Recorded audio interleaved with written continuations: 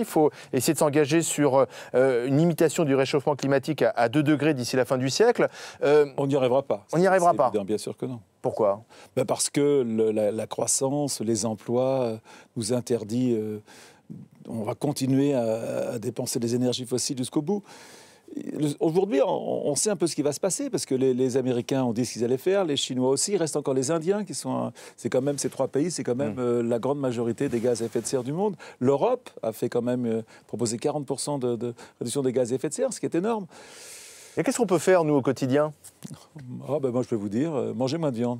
Voilà, manger moins de viande, un petit peu manger de la meilleure viande, faire attention. Vous savez, c'est très difficile de dire. Moi, j'ai passé mon temps à dire aux autres ce qu'ils devaient faire et je m'aperçois que c'est à moi de changer. Il ne faut pas attendre que les autres changent, quoi.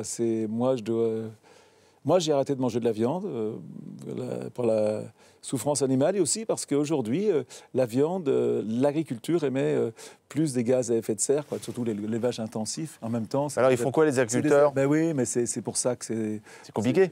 C'est compliqué. Même pour François Hollande, parce qu'à la fois, il doit rassurer des éleveurs de porc qui sont en difficulté. Il faut manger moins de viande dans la COP. Vous rigolez, la France est le pays de la viande. Mais en même temps, il faut manger de la bonne viande. Il faut faire quelque chose de mieux. Moi, j'ai énormément de respect pour les agriculteurs, mais on ne peut pas rester dans ce système intensif